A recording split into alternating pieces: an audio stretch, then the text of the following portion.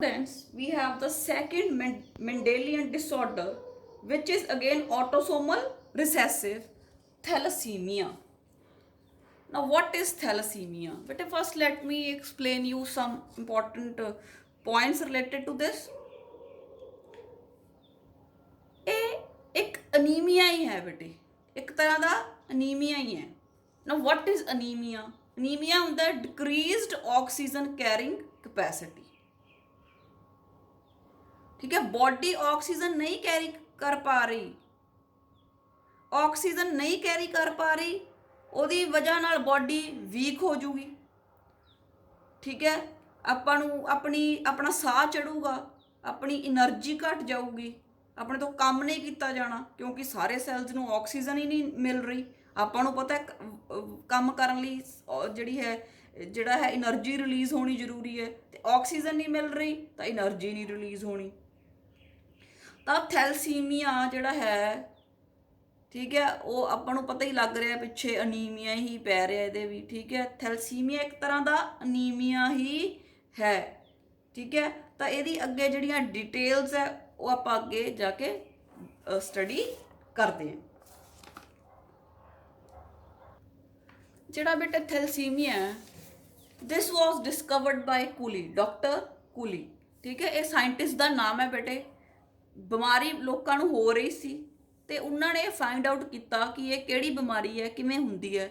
ਸੋ ਜਿਹੜੀ ਥੈਲਸੀਮੀਆ ਬੇਟੇ, ਇਹਨੂੰ ਜਿਹੜਾ ਹੈ ਆਪਾਂ ਕੂਲੀਜ਼ ਅਨੀਮੀਆ ਵੀ ਕਹਿ ਦਿੰਦੇ ਆ। ਇਹ ਕੁਐਸਚਨ ਕਈ ਵਾਰ ਆ ਜਾਂਦਾ ਕੂਲੀਜ਼ ਅਨੀਮੀਆ, ਕਿਉਂਕਿ it was discovered by Cooley. And it is also called the Mediterranean sea disorder. Mediterranean sea disorder ਵੀ ਕਹਿੰਦੇ ਆ। ਤਾਂ ਬੇਟੇ ਤੁਹਾਨੂੰ ਪਤਾ ਹੈ ਮੈਡੀਟਰੇਨੀਅਨ ਸੀ ਹੈ, ਤੇ ਉਹਦੇ ਜਿਹੜੇ ਆਸ-ਪਾਸ ਉਹਦੇ ਸੀ ਦੇ ਆਲੇ ਦੁਆਲੇ ਜਿਹੜੇ ਕੰਟਰੀਜ਼ ਹੈ, ਜਿਵੇਂ ਅਲਜੀਰੀਆ, ਫਰਾਂਸ, ਇਟਲੀ, ਠੀਕ ਹੈ, which surround the Mediterranean C.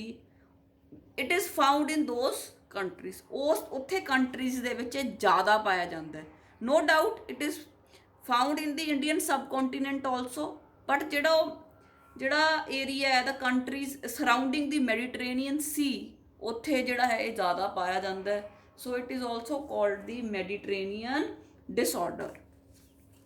We all know it is autosomal recessive and it is related to the blood, as I have told you, right? So ਇਹ ਹੁੰਦਾ ਕਿਉਂ ਹੈ? It occurs due to mutation or deletion in a gene controlling formation of globin chain. ਤਾਂ ਇਹਦੇ 'ਚ ਕੀ ਹੁੰਦਾ ਬੇਟੇ, ਜਿਵੇਂ ਸਿਕਲ ਸੈੱਲ ਅਨੀਮੀਆ 'ਚ ਐਕਸਪਲੇਨ ਕੀਤਾ ਕਿ ਜਿਹੜਾ ਹੀਮੋਗਲੋਬਿਨ ਹੁੰਦਾ, ਜਿਹੜਾ ਉਹਦੀਆਂ 4 ਚੇਨਸ ਹੁੰਦੀਆਂ, ਤਾਂ ਜਿਹੜੀਆਂ ਉਹ ਚੇਨਸ ਹੈ, ਗਲੋਬਿਨ ਚੇਨਸ ਹੈ, ਉਹਨਾਂ ਦੇ ਉੱਪਰ ਜਿਹੜੇ ਜੀਨਸ ਪਏ ਹੈ, ਉਹਨਾਂ ਦੇ ਵਿੱਚ ਮਿਊਟੇਸ਼ਨਸ ਆ ਜਾਂਦੀਆਂ ਜਾਂ ਉਹ ਜੀਨਸ ਡਿਲੀਟ ਹੋ ਜਾਂਦੇ ਹੈ, ਵਿਚ ਲੀਡਸ ਟੂ ਥੈਲਸੀਮੀਆ।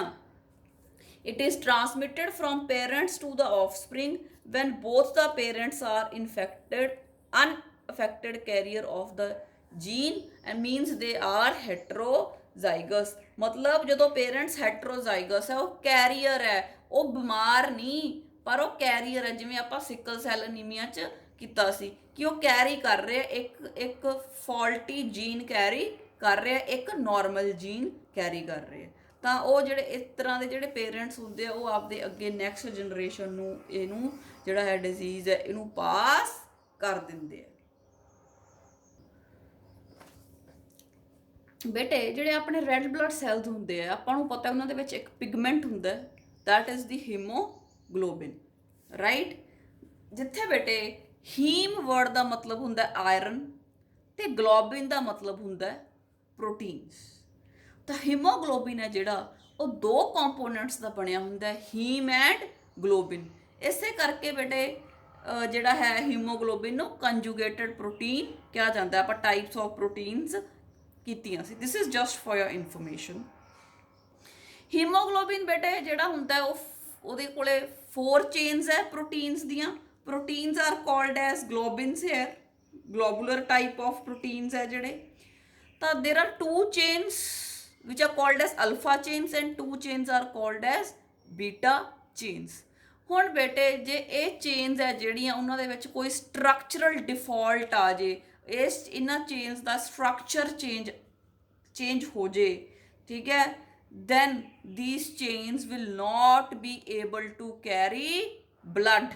ਇਹ ਚੇਨਸ ਫਿਰ ਅੱਗੇ ਜਿਹੜਾ ਬਲੱਡ ਹੈ ਉਹਨੂੰ ਨਹੀਂ ਕੈਰੀ ਕਰ ਸਕਦੀਆਂ। ਅਬਨੋਰਮਲ ਹੀਮੋਗਲੋਬਿਨ ਮੋਲੀਕਿਊਲਸ ਬਣ ਜਾਂਦੇ ਹੈ, ਜਿਵੇਂ ਹੀਮੋਗਲੋਬਿਨ ਹੋਣਾ ਚਾਹੀਦਾ ਹੈ, ਮਤਲਬ ਉਹਦੇ ਵਿੱਚ 4 ਚੇਨਸ ਹੋਣੀਆਂ ਚਾਹੀਦੀਆਂ ਮੇਡ ਅਪ ਆਫ ਗਲੋਬਿਨਸ, ਤਾਂ ਉਹ 4 ਪ੍ਰੋਪਰਲੀ ਨਹੀਂ ਬਣਦੀਆਂ, ਡਿਫਾਲਟ ਆ ਜਾਂਦਾ ਹੈ, ਹੀਮੋਗਲੋਬਿਨ ਦੇ ਸਟਰਕਚਰ 'ਚ ਪ੍ਰੋਬਲਮ ਆ ਜਾਂਦੀ ਹੈ, which is called as thalassemia. Now, due to mutations, there is a reduced synthesis of one of the globin chain। मतलब mutations आ ਜਾਂਦੀਆਂ ਤੇ ਜਿਹੜੇ ਗਲੋਬਿਨ ਚੇਨ ਹੈ ਇਹ ਬਣਦੀ ਨਹੀਂ ਐਂਡ ਜਿਹੜੀ ਹੀਮੋਗਲੋਬਿਨ ਨੂੰ ਬਣਾ ਰਹੀ ਹੁੰਦੀ ਹੈ ਉਹਦੀ ਮਾਤਰਾ ਜਿਹੜੀ ਹੈ ਘਟ ਜਾਂਦੀ ਹੈ।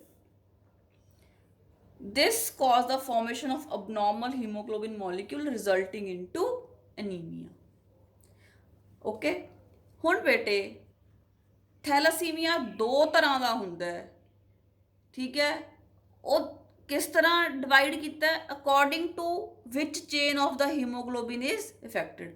ਜਿਵੇਂ ਮੈਂ ਤੁਹਾਨੂੰ ਦੱਸਿਆ ਕਿ 2 ਚੇਨਸ ਹੁੰਦੀਆਂ ਅਲਫਾ ਐਂਡ ਬੀਟਾ, ਕਿ ਅਲਫਾ 'ਚ ਖਰਾਬੀ ਹੈ ਕਿ ਬੀਟਾ 'ਚ ਖਰਾਬੀ ਹੈ, ਉਸ ਤਰ੍ਹਾਂ ਨਾਲ ਥੈਲਸੀਮੀਆ ਨੂੰ 2 ਤਰ੍ਹਾਂ ਦਾ ਕੀਤਾ ਗਿਆ, ਅਲਫਾ ਥੈਲਸੀਮੀਆ ਐਂਡ ਬੀਟਾ ਥੈਲਸੀਮੀਆ। ਬੇਟੇ ਕਈ ਬੁੱਕਸ ਤਾਂ ਤੁਸੀਂ ਦੇਖੋਗੇ ਕਿ ਇਹ ਅਲਫਾ ਤੇ ਬੀਟਾ ਲਿਖਿਆ ਹੁੰਦਾ ਹੈ, ਕਈ ਬੁੱਕਸ ਤੁਸੀਂ ਦੇਖੋਗੇ ਏ ਦੇ ਉੱਪਰ ਡੈਸ਼ ਤੇ ਏ ਦੇ ਉੱਪਰ ਇਸ ਤਰ੍ਹਾਂ ਦਾ ਸਾਈਨ ਬਣਿਆ ਹੁੰਦਾ, ਤਾਂ ਉਹਦੇ ਨਾਲ ਵੀ ਇਹਨੂੰ ਰਿਪਰੈਜ਼ੈਂਟ ਕਰਦੇ ਆ। ਤਾਂ first we will talk about the alpha thalassemia caused by defective formation of alpha globin। ਜਿਹੜੀਆਂ ਅਲਫਾ ਚੇਨਸ ਸੀ ਉਹਨਾਂ ਦੇ ਵਿੱਚ ਪ੍ਰੋਬਲਮ ਆਈ ਹੈ, ਉਹਨਾਂ ਦੀ ਡਿਫੈਕਟਿਵ ਫਾਰਮੇਸ਼ਨ ਹੋਈ ਹੈ। ਡਿਫੈਕਟਿਵ ਫਾਰਮੇਸ਼ਨ ਕਦੋਂ ਹੁੰਦੀ ਹੈ? ਜਦੋਂ ਜਿਹੜਾ ਜੀਨ ਹੈ ਉਹਦੇ ਵਿੱਚ ਮਿਊਟੇਸ਼ਨ ਆਉਂਦੀ ਹੈ। ਬੇਟਾ ਜਿਹੜਾ ਆਪਣਾ ਕ੍ਰੋਮੋਸੋਮ ਨੰਬਰ 16 ਹੁੰਦਾ ਹੈ, ਜਿਵੇਂ ਮੈਂ ਉੱਧਰ ਦੱਸਿਆ ਸੀ ਸਿਕਲ ਸੈਲ ਐਨੀਮੀਆ 'ਚ ਜਿਹੜਾ ਕ੍ਰੋਮੋਸੋਮ ਸੀਗਾ ਇਨਵੋਲਵਡ ਸੀ ਉਹ 11 ਸੀ, ਇੱਥੇ ਜਿਹੜਾ ਦੱਸਿਆ ਉਹ 16 ਕ੍ਰੋਮੋਸੋਮ ਹੈ। ਜਿਹੜਾ 16th ਕ੍ਰੋਮੋਸੋਮ ਹੈ ਆਪਣਾ, ਉਹਦੇ ਤੇ ਬੇਟਾ 2 ਜੀਨਸ ਪਏ ਹੈ, HBA1 ਐਂਡ HBA2। ਇਹ ਕੰਟਰੋਲ ਕਰਦੇ ਹੈ ਕਿ ਜਿਹੜਾ ਅਲਫਾ ਗਲੋਬਿਨ ਹੈ, ਜਿਹੜੀ ਉਹ ਚੇਨ ਹੈ ਉਹ ਦਰੁਸਤ ਬਣੇ, ਉਹ ਸਹੀ ਠੀਕ ਠਾਕ ਚੇਨ ਬਣੇ, ਠੀਕ ਹੈ, ਵੀ ਉਹਦੇ ਤੇ ਜਿੰਨੇ ਅਮਾਈਨੋ ਐਸਿਡਸ ਲੱਗਣੇ ਚਾਹੀਦੇ ਆ ਓਨੇ ਅਮਾਈਨੋ ਐਸਿਡਸ ਲੱਗਣ। ਉਹ ਆ 2 ਜੀਨਸ ਕੰਟਰੋਲ ਕਰ ਰਹੇ। ਹੁਣ ਬੇਟੇ ਜਦੋਂ ਆ ਜਿਹੜੇ 2 ਜੀਨਸ ਹੈ ਇਹਨਾਂ ਦੇ ਵਿੱਚ ਮਿਊਟੇਸ਼ਨ ਆ ਜੇ, ਇਹਨਾਂ ਦੇ ਵਿੱਚ ਕਿਸੇ ਤਰ੍ਹਾਂ ਦੀ ਪ੍ਰੋਬਲਮ ਆ ਜੇ, ਤਾਂ ਪ੍ਰੋਪਰ ਅਮਾਈਨੋ ਐਸਿਡਸ ਨਹੀਂ ਲੱਗਣਗੇ, ਘੱਟ ਲੱਗਣਗੇ, ਜਿੰਨੇ ਲੱਗਣੇ ਹੁੰਦੇ ਆ ਨਾਰਮਲੀ ਉਹਦੇ ਨਾਲੋਂ ਘੱਟ ਲੱਗਣਗੇ, ਤਾਂ ਜਿਹੜੀ ਚੇਨ ਹੈ ਉਹ ਡਿਫੈਕਟਿਵ ਹੋ ਗਈ। This is called as alpha thalassemia। Means ਜਿਹੜੇ ਆ 2 ਜੀਨਸ ਹੈ HBA1 ਐਂਡ HBA2 ਇਹਨਾਂ ਦੇ ਵਿੱਚ ਮਿਊਟੇਸ਼ਨਸ ਹੋ ਗਈਆਂ, ਇਹ ਕ੍ਰੋਮੋਸੋਮ ਨੰਬਰ 16 ਦੇ ਉੱਪਰ ਪਏ ਹੈ, ਤੇ ਅਗਰ ਇਹ ਨਾਰਮਲ ਫੰਕਸ਼ਨ ਕਰਦੇ ਹੈ ਤਾਂ ਅਮਾਈਨੋ ਐਸਿਡਸ ਜੁੜ ਜਾਂਦੇ ਹੈ to form a globin chain, alpha globin chain. But ਇਹਦੇ ਕਰਕੇ ਜਦੋਂ ਇਹਨਾਂ ਦੇ ਵਿੱਚ ਮਿਊਟੇਸ਼ਨਸ ਆ ਗਈਆਂ ਤਾਂ ਸਪੋਜ਼ 20 ਅਮਾਈਨੋ ਐਸਿਡਸ ਜੁੜਨੇ ਸੀ to form a protein, to form a globin, but ਹੁਣ 12 ਹੀ ਜੁੜੇ, 10 ਹੀ ਜੁੜੇ, ਠੀਕ ਹੈ, number of amino acids reduce ਹੋ ਜਾਂਦੇ ਹੈ, ਤਾਂ ਜਿਹੜਾ ਪ੍ਰੋਟੀਨ ਬਣਨਾ ਚਾਹੀਦਾ ਸੀ ਉਹ ਨਹੀਂ ਬਣਿਆ। So this is called as alpha thalassemia. ਇਹਦੇ ਵਿੱਚ ਬੇਟੇ ਬੰਦੇ ਨੂੰ ਅਨੀਮੀਆ ਹੋ ਜਾਂਦਾ ਹੈ, ਖੂਨ ਦੀ ਕਮੀ, ਆਕਸੀਜਨ ਦੀ ਕਮੀ ਹੋ ਜਾਂਦੀ ਹੈ, ਜੌਂਡਸ ਬੇਟੇ ਲਿਵਰ ਨਾਲ ਰਿਲੇਟਡ ਡਿਸਆਰਡਰ ਹੈ। ਜਦੋਂ ਅਬਨੋਰਮਲ ਜਿਹੜੇ ਹੈਗੇ ਆ, ਜਿਹੜਾ ਖੂਨ ਹੈ ਉਹ ਲਿਵਰ ਦੇ ਵਿੱਚ ਜਾਊਗਾ ਤਾਂ ਉਹਦੇ ਵਿੱਚ ਜਿਹੜਾ ਹੈ ਪ੍ਰੋਬਲਮਸ ਆਉਣਗੀਆਂ, ਵੀ ਕਾਲ ਇਟ ਐਜ਼ ਜੌਂਡਸ। ਬੋਨ ਦੇ ਵਿੱਚ ਚੇਂਜਸ ਆਉਂਦੀਆਂ ਕਿਉਂਕਿ ਰੋਂਗ ਟਾਈਪ ਦੇ ਜਿਹੜੇ ਹੈਗੇ ਉਹ ਬਣਨ ਲੱਗ ਜਾਂਦੇ ਆ ਜਿਹੜਾ ਹੀਮੋਗਲੋਬਿਨ ਹੈ। ਨੈਕਸਟ ਇਜ਼ ਬੀਟਾ ਥੈਲਸੀਮੀਆ। ਇਹ ਬੇਟੇ 11th ਕ੍ਰੋਮੋਸੋਮ ਦੇ ਵਿੱਚ ਜਿਹੜਾ ਡਿਫੈਕਟ ਹੈ ਉਹਦੇ ਕਰਕੇ ਹੁੰਦਾ ਹੈ। It is due to the defect in HBB gene on chromosome 11। ਠੀਕ ਹੈ, ਜਿਹੜਾ ਕ੍ਰੋਮੋਸੋਮ 11 ਹੁੰਦਾ ਉਹਦੇ ਤੇ ਇੱਕ ਜੀਨ ਪਿਆ HBB ਜੀਨ। HBB ਦਾ ਮਤਲਬ hemoglobin formed by beta chain. Hemoglobin formed by beta chain, HBB gene on chromosome number 11। Now the person with one defective allele suffer from thalassemia minor। ठीक है, ਥੈਲਸੀਮੀਆ ਹੋ ਜਾਂਦਾ ਹੈ। ਠੀਕ ਹੈ, ਜਦੋਂ ਜਿਹੜੀ ਬੀਟਾ ਚੇਨ ਸੀ ਉਹਦੇ ਜਿਹੜਾ ਜੀਨ ਸੀ ਉਹਦੇ 'ਚ ਡਿਫੈਕਟ ਆ ਗਿਆ। ਠੀਕ ਹੈ, ਤੇ ਜੇ ਇੱਕ 'ਚ ਆ ਜੇ ਤਾਂ ਥੋੜੀ ਪ੍ਰੋਬਲਮ ਆਉਂਦੀ ਹੈ, ਤੇ ਜੇ ਦੋਨਾਂ 'ਚ ਡਿਫੈਕਟ ਆ ਜੇ, ਦੋਨੋਂ ਹੀ ਡਿਫੈਕਟਿਵ ਅਲੀਲਸ ਆ ਜਾਣ ਤਾਂ ਉਹਨੂੰ ਕਹਿੰਦੇ ਥੈਲਸੀਮੀਆ ਮੇਜਰ, ਤੇ ਉਹਨੂੰ ਆਪਾਂ ਜਿਹੜਾ ਹੈ ਕੂਲੇਜ਼ ਅਨੀਮੀਆ ਵੀ ਕਹਿੰਦੇ ਆ। ਸੋ ਬੇਟੇ ਅਗੇਨ ਜਿੰਨੇ ਮਾਈਨੋ ਐਸਿਡਸ ਲੱਗਣੇ ਚਾਹੀਦੇ ਸੀ ਉਹ ਨਹੀਂ ਲੱਗਦੇ। ਠੀਕ ਹੈ, ਤਾਂ ਦਿਸ ਇਜ਼ ਕਾਲਡ ਐਸ ਬੀਟਾ ਥੈਲਸੀਮੀਆ। ਹੁਣ ਬੇਟੇ ਇੱਥੇ ਜਿਹੜੀ ਇੱਕ ਇੰਪੋਰਟੈਂਟ ਕੁਐਸਚਨ ਹੈ, ਜਿਹੜਾ ਇੰਪੋਰਟੈਂਟ ਗੱਲ ਜਿਹੜੀ ਮੈਂ ਐਕਸਪਲੇਨ ਕਰਨੀ ਹੈ, ਜਦੋਂ ਮੈਂ ਤੁਹਾਨੂੰ ਸਿਕਲ ਸੈੱਲ ਅਨੀਮੀਆ ਐਕਸਪਲੇਨ ਕੀਤਾ ਤਾਂ ਮੈਂ ਕਿਹਾ ਇਟ ਇਜ਼ ਅ ਕੁਆਲੀਟੇਟਿਵ ਡਿਸਆਰਡਰ, ਮਤਲਬ ਕੁਆਲਿਟੀ ਚੇਂਜ ਹੋ ਗਈ ਸੀ। ਗਲੂਟਾਮਿਕ ਐਸਿਡ ਦੀ ਜਗ੍ਹਾ ਤੇ ਵਲੀਨ ਲੱਗ ਗਿਆ ਸੀ 6th ਪੋਜੀਸ਼ਨ ਤੇ। ਠੀਕ ਹੈ, ਜਿਹੜਾ ਅਮਾਈਨੋ ਐਸਿਡ ਸੀ ਉਹ ਰਿਪਲੇਸ ਹੋ ਗਿਆ, ਕੁਆਲਿਟੀ ਚੇਂਜ ਹੋ ਗਈ। ਇਸ ਕਰਕੇ ਸਿਕਲ ਸੈੱਲ ਅਨੀਮੀਆ ਨੂੰ ਆਪਾਂ ਕੁਆਲੀਟੇਟਿਵ ਡਿਸਆਰਡਰ ਕਹਿੰਦੇ ਹਾਂ। ਹੁਣ ਬੇਟੇ ਗੱਲ ਆਉਂਦੀ ਹੈ ਥੈਲਸੀਮੀਆ ਦੀ। ਥੈਲਸੀਮੀਆ ਨੂੰ ਬੇਟੇ ਆਪਾਂ ਕੁਆਂਟੀਟੇਟਿਵ ਡਿਸਆਰਡਰ ਕਹਿੰਦੇ ਆ, ਕਿਉਂਕਿ ਇਹਦੇ ਵਿੱਚ there is a decreased production of amino acids. Decreased production of amino acids. Suppose ਕਰੋ ਬੇਟੇ, ਜਸਟ ਸਪੋਜ਼ ਕਰਨਾ ਹੈ ਕਿ ਇੱਕ ਨਾਰਮਲ ਆਪਣੇ ਕੋਲ ਹੀਮੋਗਲੋबिन ਚੇਨ ਹੈ ਤੇ ਉਹਦੇ ਵਿੱਚ 10 ਅਮਾਈਨੋ ਐਸਿਡਸ ਹੈ। 10 ਅਮਾਈਨੋ ਐਸਿਡਸ ਜੁੜਦੇ ਹੈ ਤੇ ਇੱਕ ਨਾਰਮਲ ਚੇਨ ਬਣਾਉਂਦੇ ਹੈ। ਪਰ ਜਦੋਂ ਕਿਸੇ ਨੂੰ ਥੈਲਸੀਮੀਆ ਹੋ ਗਿਆ, ਜੀਨਸ ਦੇ ਵਿੱਚ ਮਿਊਟੇਸ਼ਨਸ ਹੋ ਗਈ, ਚਾਹੇ ਉਹ ਕ੍ਰੋਮੋਸੋਮ 16 ਹੈ ਚਾਹੇ ਉਹ ਕ੍ਰੋਮੋਸੋਮ 11 ਹੈ, ਤਾਂ ਡਿਫੈਕਟਿਵ ਸਟੇਟ ਦੇ ਵਿੱਚ ਬੇਟੇ 10 ਅਮਾਈਨੋ ਐਸਿਡ ਦੀ ਬਜਾਏ 6 ਹੀ ਜੁੜਨਗੇ। This is just an example, ਇਹ ਲਿਖਣੀ ਨਹੀਂ ਹੈ। ਠੀਕ ਹੈ, ਸਪੋਜ਼ ਨਾਰਮਲ ਦੇ ਵਿੱਚ 10 ਅਮਾਈਨੋ ਐਸਿਡਸ ਹੁੰਦੇ ਆ, ਜਦੋਂ ਉਹਦੇ 'ਚ ਜੀਨ ਦੇ ਮਿਊਟੇਸ਼ਨ ਆ ਗਈ ਤਾਂ ਡਿਫੈਕਟ ਆ ਗਿਆ, ਓਨਲੀ 6 ਅਮਾਈਨੋ ਐਸਿਡਸ ਜਿਹੜੇ ਹੈਗੇ ਆ will be there on the amino acid on the chain. ਠੀਕ ਹੈ, 10 ਜੁੜਨੇ ਸੀ ਪਰ ਬਣੇ 10 ਬਣਨੇ ਸੀ ਤਾਂ ਬਣੇ ਕਿੰਨੇ? 6 ਹੀ ਬਣੇ। ਠੀਕ ਹੈ, ਤਾਂ ਉਹਦੀ ਕੁਆਂਟੀਟੀ ਡਿਕਰੀਜ਼ ਹੋ ਗਈ, ਕੁਆਂਟੀਟੀ ਘਟ ਗਈ, ਮਾਤਰਾ ਘਟ ਗਈ। ਬਣਨੇ 10 ਸੀ ਬਣੇ 6, ਮਾਤਰਾ ਘਟ ਗਈ। ਮਾਤਰਾ ਘਟਣ ਨੂੰ ਕਿਹਾ ਕੁਆਂਟੀਟੇਟਿਵ ਡਿਸਆਰਡਰ। ਕੁਆਂਟੀਟੀ, ਮਾਤਰਾ ਮੀਨਸ ਕੁਆਂਟੀਟੀ, ਕੁਆਂਟੀਟੀ ਘਟ ਗਈ। ਜੇ ਸਿਕਲ ਸੈੱਲ ਅਨੀਮੀਆ ਹੋਵੇ ਤਾਂ ਕੀ ਹੁੰਦਾ ਹੈ? 10 ਬਣਨੇ ਆ ਅਮਾਈਨੋ ਐਸਿਡਸ ਇੱਕ ਚੇਨ ਦੇ ਉੱਤੇ, 10 ਹੀ ਬਣਨਗੇ, ਪਰ ਜਿਹੜਾ 6th ਪੋਜੀਸ਼ਨ ਤੇ ਸੀ ਉਹ ਚੇਂਜ ਹੋ ਗਿਆ। ਟੋਟਲ ਉਨਾ ਹੀ ਰਹੇ ਪਰ ਇੱਕ ਜਿਹੜਾ ਸੀਗਾ ਉਹ ਚੇਂਜ ਹੋ ਗਿਆ। ਥੈਲਸੀਮੀਆ ਦੇ ਵਿੱਚ ਟੋਟਲ ਮਾਤਰਾ ਹੀ ਘਟ ਜਾਂਦੀ ਹੈ, 10 ਦੀ ਬਜਾਏ 6 ਹੀ ਬਣੇ। ਇਹਦੇ 'ਚ ਸਿਕਲ ਸੈੱਲ ਅਨੀਮੀਆ 'ਚ 10 ਹੀ ਬਣਨਗੇ ਪਰ 6th ਪੋਜੀਸ਼ਨ ਵਾਲਾ ਚੇਂਜ ਹੋ ਗਿਆ। ਰਾਈਟ, ਤਾਂ ਇਹਨੂੰ ਯਾਦ ਰੱਖਣ ਲਈ ਆਪਾਂ ਇਹ ਕਹਿ ਸਕਦੇ ਹਾਂ ਕਿ ਜਿਵੇਂ ਆਪਾਂ ਜਿਹੜਾ ਥੈਲਾ ਹੁੰਦਾ ਉਹਨੂੰ ਆਪਾਂ ਕਹਿਣੇ ਆ ਵੀ ਇਹਦੇ 'ਚ ਕਿੰਨੇ ਆਲੂ ਆ ਸਕਦੇ ਹੈ।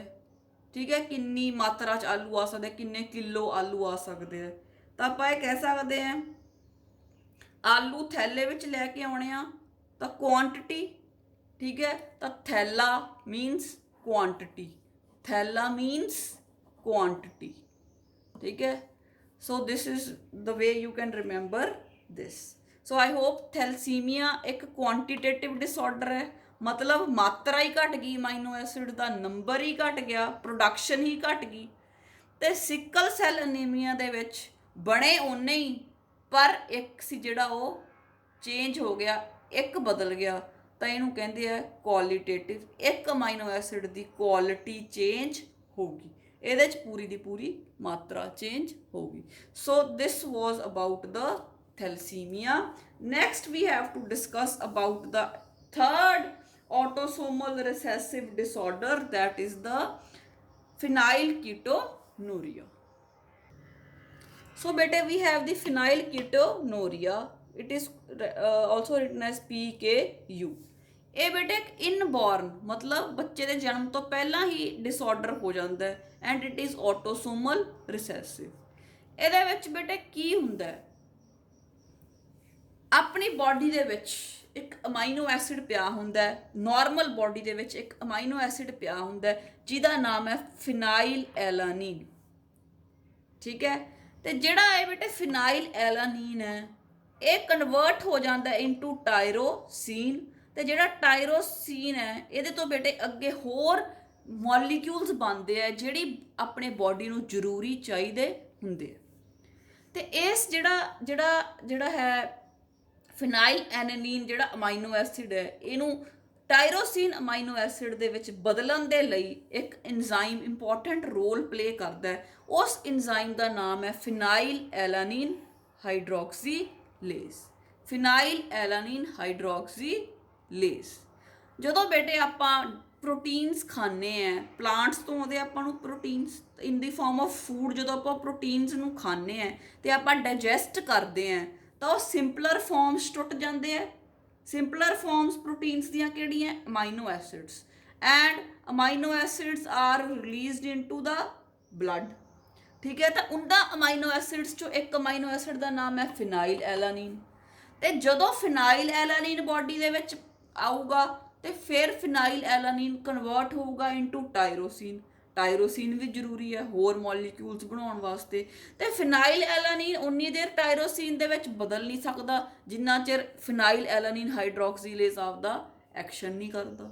ਹੁਣ ਬੇਟੇ ਜਿਹੜੇ ਬਿਮਾਰ ਹੁੰਦੇ ਆ ਬੱਚੇ ਜਿਨ੍ਹਾਂ ਨੂੰ ਫਿਨਾਈਲ ਕੀਟੋਨੂਰੀਆ ਦੀ ਬਿਮਾਰੀ ਹੁੰਦੀ ਹੈ ਉਹਨਾਂ ਦੇ ਵਿੱਚ ਬੇਟੇ ਜੀਨ ਦੇ ਵਿੱਚ ਮਿਊਟੇਸ਼ਨਸ ਆਉਣ ਦੇ ਕਾਰਨ ਜਿਹੜਾ ਹੈ ਫਿਨਾਈਲ ਐਲਾਨੀਨ ਹਾਈਡਰੋਕਸੀਲੇਜ਼ ਐਂਜ਼ਾਈਮ ਪੈਦਾ ਨਹੀਂ ਹੁੰਦਾ। ਜਦੋਂ ਇਹ ਐਂਜ਼ਾਈਮ ਪੈਦਾ ਨਹੀਂ ਹੁੰਦਾ ਤਾਂ ਟਾਇਰੋਸੀਨ ਨਹੀਂ ਬਣਦਾ ਤੇ ਉਹ ਜ਼ਰੂਰੀ ਮੋਲੀਕਿਊਲਸ ਆਪਦੀ ਬਾਡੀ ਦੇ ਵਿੱਚ ਨਹੀਂ ਬਣਾ ਪਾਉਂਦੇ। ਠੀਕ ਹੈ, ਤਾਂ ਇਹ ਬੇਟੇ ਇੱਕ ਨਰਵਸ ਸਿਸਟਮ ਦੀ ਡਿਵੈਲਪਮੈਂਟ ਨਹੀਂ ਹੁੰਦੀ ਬੰਦੇ ਦੇ ਵਿੱਚ, ਚਾਈਲਡ ਦੇ ਵਿੱਚ। ਜਦੋਂ ਬੱਚੇ ਦਾ ਜਨਮ ਹੁੰਦਾ ਉਦੋਂ ਤਾਂ ਉਹ ਨਾਰਮਲ ਹੁੰਦਾ, ਪਰ ਉਹ ਜਦੋਂ 6 ਮੰਥਸ ਦਾ ਹੁੰਦਾ ਉਸ ਤੋਂ ਬਾਅਦ ਉਹ ਮੈਂਟਲੀ ਰਿਟਾਰਡ ਹੋ ਜਾਂਦਾ, ਉਹਦੀ ਕੋਈ ਵੀ ਗਰੋਥ, ਉਹਦਾ ਨਰਵਸ ਸਿਸਟਮ ਡਿਵੈਲਪ ਨਹੀਂ ਕਰਦਾ। ਤੇ ਬੇਟੇ ਜਦੋਂ ਬੇਬੀ ਦਾ ਜਨਮ ਹੁੰਦਾ ਤਾਂ ਉਹਦੀ ਅੱਡੀ ਦੇ ਵਿੱਚੋਂ, ਪੈਰ ਦੀ ਜਿਹੜੀ ਅੱਡੀ ਹੁੰਦੀ ਹੈ, ਹੀਲ ਹੁੰਦੀ ਹੈ, ਉਹਦੇ ਵਿੱਚੋਂ ਖੂਨ ਲੈ ਕੇ ਟੈਸਟ ਕੀਤਾ ਜਾ ਸਕਦਾ ਹੁੰਦਾ ਕਿ ਬੱਚੇ ਨੂੰ ਜਿਹੜਾ ਇਹ ਡਿਫੈਕਟ ਹੈ PKU ਉਹ ਹੈਗਾ ਜਾਂ ਨਹੀਂ। ਸੋ ਦਿਸ ਇਜ਼ ਦੀ ਫਿਨਾਈਲ ਕੀਟੋਨੂਰੀਆ।